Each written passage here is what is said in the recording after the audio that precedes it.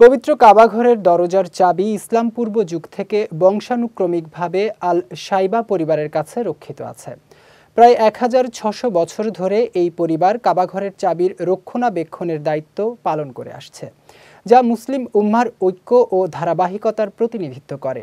এই চাবি শুধু একটি বস্তু নয়, বরং ইসলামী ঐতিহ্য ও পবিত্রতার প্রতীক। বিস্তারিত শেখ তাসফিয়া করিমের ডেস্ক রিপোর্টে। ইতিহাস অনুযায়ী কুসাই বিন কিলাবের সময় থেকে আল শাইবা পরিবার কাবাঘরের চাবির দায়িত্বে রয়েছে। রাসূলুল্লাহ সাল্লাল্লাহু আলাইহি ওয়াসাল্লামের সময় শাইবা বিন উসমান আবি তালহা চাবির রক্ষক ছিলেন।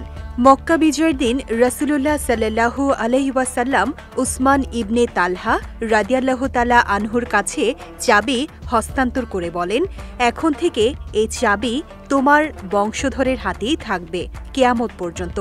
যে এটি তোমাদের থেকে নিতে চাইবে সে হবে জালিম। নবী সাল্লাল্লাহু আলাইহি ওয়াসাল্লাম এই ঘোষণার পর থেকে আল শাইবা পরিবারের হাতে চাবির দায়িত্ব অব্যাহত রয়েছে। কাবার চাবি সবসময় আল শাইবা পরিবারের সবচেয়ে বয়স্ক পুরুষের কাছে থাকে। বয়সের ভিত্তিতে উত্তরাধিকার নির্ধারিত হয়। একজন রক্ষকের মৃত্যুর পর সৌদি বাদশার তত্ত্বাবধানে পরিবারের পরবর্তী বয়স্ক সদস্যকে চাবি হস্তান্তর করা হয়।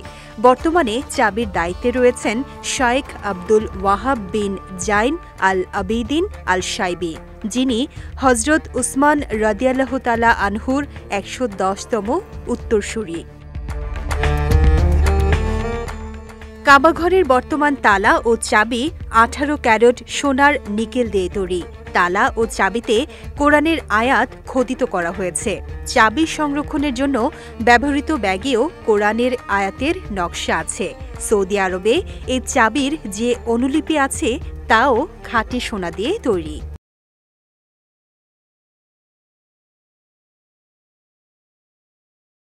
এর আগে ২০০৮ সালে দ্বাদশ শতাব্দীর একটি কাবার চাবি লন্ডনে নিলামে $১,৮১,০০,০০০ বিক্রি হয়। এই লোহার চাবি ১৫ ইঞ্চি লম্বা এবং এতে লেখা ছিল, এটি আল্লাহর ঘরের জন্য বিশেষভাবে নির্মিত। এটি কাবার একমাত্র চাবি যা ব্যক্তিগত সম্পত্তি হিসেবে কেনা হয়েছে। এছাড়া তুরস্কের জাদুঘরে অটোমান আমলের ৪৮টি চাবি সংরক্ষিত আছে, যা কাবার দরজা খোলার জন্য ব্যবহৃত হতো। পাশাপাশি বিশ্বের বিভিন্ন জাদুঘরে কাবার ৫৮টি চাবি সংরক্ষিত আছে। শেখ তাসফিয়া করিম, বিজয় টিভি নিউজ ডেস্ক।